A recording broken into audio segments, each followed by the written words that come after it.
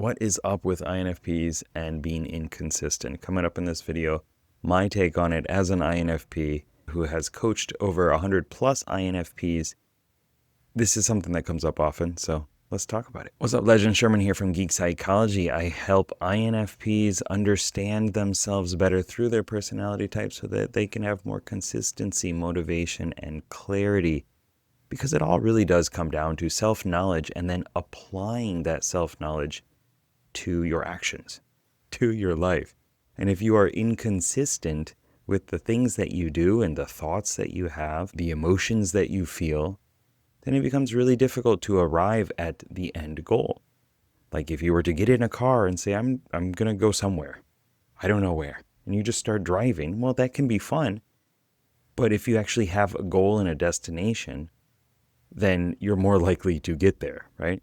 You can't complain if you just drive around and go on like a bunch of detours and never actually arrive at somewhere that you like. Well, as INFPs, we do struggle with that very often.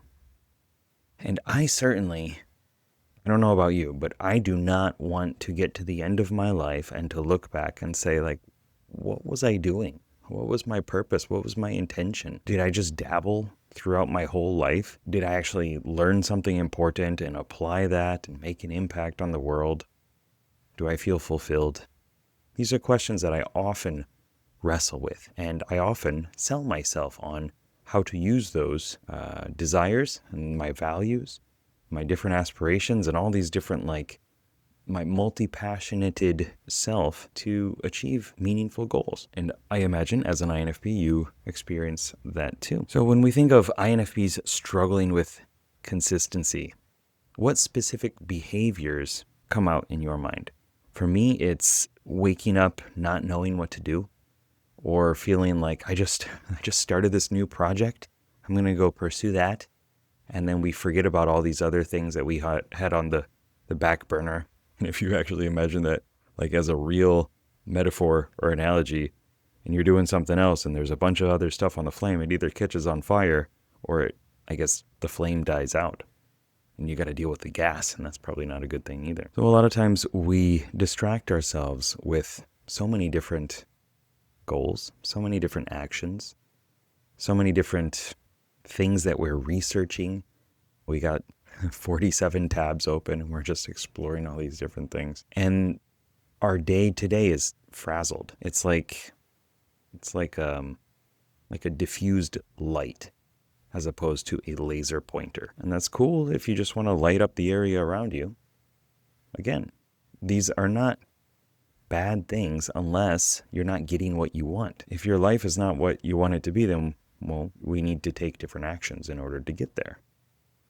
For me, it has been easier to be consistent when I have aligned those actions to a bigger, clear, impactful goal, which is why I created the Glower method, which is one of my courses and one of the main things that we use within the Evolve community. It helps you structure your head, heart, body, and mind so that you are aligned and it's easier to take action on the things that are important to you. Really quickly, it's a GLOWER, okay? You have a goal, right? Get clear on that. You have your location. What's life like right now? You see that gap, right? Of what life is like and how you want it to be. And then you have obstacles. What are the things getting in the way? The people getting in the way, the thoughts getting in the way, the emotions getting in the way. And you have W, which is your why. Like, why is this so important to you? If it's not important, then you're not going to do it. You know that. If you are not emotionally infused with that goal, then it's very difficult to actually care about it. Because we don't really care about the metrics. We don't really care about the second order impact unless we really think about it, unless we put emotion into it intentionally. And then E is the effects. As I was talking, the second order effects, the third order effects. What if you do the thing? What if you don't do it? Who are you helping? Who are you hurting? What are the good things about doing it? What are the good things about not doing it? What are the good things? What are the bad things about doing it? And what are the bad things about not doing it? Filling out this information makes it easier to take action on things that are important and be consistent. And R is resources. What is helping you? What can help you? Who do you know? What experiences do you have? Apply those things to make it easier to counteract your obstacles. And there's more to it, of course, but that is the gist of the framework that I have used, that I came up with from taking a framework from neurolinguistic programming and other goal setting things and putting them together and using my personality type and figuring out what works for me. And I found a way to make it work. One of the issues, though, that comes up is INFPs assume consistency is taking the same actions all the time, or like waking up and writing like a chapter a day or something like that. Usually it's this huge, massive goal that is likely impossible unless you're a robot. But we think that that's what we're supposed to do. Part of that could be because extroverted thinking as our inferior and aspirational function, we don't really know how much we can bite off. Like sometimes our goals are just so big and we're like, oh yeah, I can finish this tomorrow. It's like, really? You think you can do that? Best of luck, you know? But because of that, also we can, and quite often do, push ourselves beyond what most people think is possible, because we don't really care. If we are convicted about something, if our soul is in it, then we will find a way to make it happen, which again helps us be consistent. I like to think about it more on like a larger timeline. Am I being consistent with my values? Are you being consistent with your values? Do you know your values? Have you defined them? Do you know what it's like when you're getting or doing caring or creativity or growth or leadership? What are the signs of you actually fulfilling those values? If you do know that, then you can think in the long term, am I being consistent with that? You know, creativity is important to me. Am I doing some creative work every day? Am I showing up? Am I like filling up the bucket with like creative energy, right? Filling up this project, and then so I imagine you have a bunch of different projects. Okay, let me explain this metaphor a little bit more.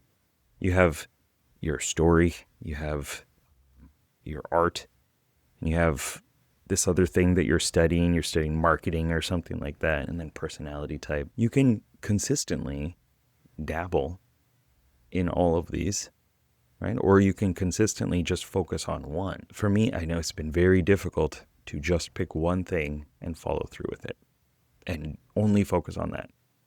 Like just today, my daughter brought home her computer from school and she was showing me this typing game, and it's all in Romaji. It's like, you know, English characters for Japanese words. And I was typing and I did pretty well. Okay. But it was still like, it just was kind of random letters. It wasn't actually like English words. Okay. And some of the ways that they pronounce the word and spell the word are different. It's kind of strange. So I used Lovable, which is an AI vibe coding thing, and I made a game to do the same thing, except it was English words and it was letters, and it was pretty cool. Just in like, 10 minutes. And I'm telling you this because this is something that happens all the time, right? When we get this spark, this little bit of joy, we're just like, ooh, I want to pursue this idea. I want to see what this is like.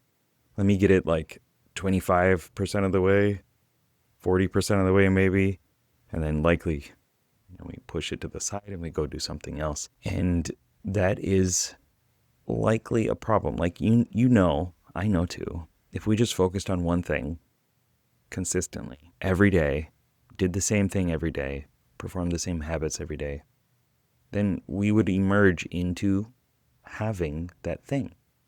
It would be a byproduct of showing up every day.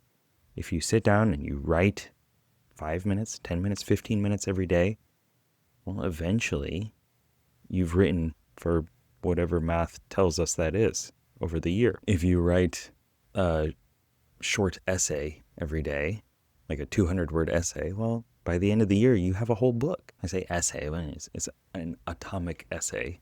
Okay, it's not that long. That is consistency in the long term. And I think we can do that, but we do dabble around in different pursuits. Now, one of the cool things, though, is that likely your passions and your interests, your pursuits are all kind of like connected with this one or a couple important values or threads. For me, I'm always going to like character creation, exploring story, self-development, technology, and that's intertwined with everything that I do. Okay, so there is consistency in that too, and you can probably find that as well. But for you, when consistency breaks, what happens right before that? So for me, usually it's another spark of an idea. Intuition loves just taking one thing and saying, what could I do with this? What are some other possible uses with this thing or idea? And we like testing it. We like experimenting with it and innovating, which is why I call that function the innovating explorer, because that's what it does. It just takes all these different things and slams them together and sees what comes out of it. And the other possible reason for me, if I don't know how to do it, then oftentimes I start to do some research. I'm like, I don't know what the right way to go in is. And I'll take a step back and I'll think about it more. And then, maybe it becomes too heavy. Maybe it becomes too big of a goal. Instead of breaking it down into smaller pieces and pursuing those mini quests until success. And so ask yourself if there is a difference for you between consistency with the process and consistency with the identity that you have or that you're pursuing. You can dabble again in this thing and this thing. Today I'm going to write a little bit, and tomorrow I'm going to outline and focus on that. And the day after, maybe I'll do some editing, right? That's not being consistent with one regular process. It's not right every day for a certain specific amount of time, but it's still consistency with your end goal. And then above that, going meta to that, there is consistency with your identity. You are an author. Are you doing authorly things? Are you writing? Right? There's consistency in that sense too. So is it really that you're being inconsistent? Or are you being consistent, but the things that you are doing are not necessarily showing up as focused as what other people might expect or hope for? And one popular piece of advice that I see a lot from other coaches and other motivation experts and gurus and things like that is just do one thing. And man, I wish I could. I'm getting better at that in that sense because I do see its importance. So there's this image that I like. So you have you, I guess, and then you have your focus. And it could go this way, and it could go this way, and it could go this way, and it could go this way, yeah? Or, where can I draw it? I'll draw it over here. You can have your focus. I have a tripod in the way, which is destroying my focus. And you can put those lines together, like this one, bring it over there. And then this one, you bring it over here. Well, let me just, yeah. Right? And then another one, you bring it over there. And then another one, you bring it over there. You're going to get a lot farther if you go this way, if you do this method, right? Than this one. But it's so much more natural for our personality type to do this way because we just naturally want to explore all these different ideas. But again, looking at it on the larger timeline or based off your identity, it's probably kind of looking more like this. As we're sifting through, we're exploring this direction.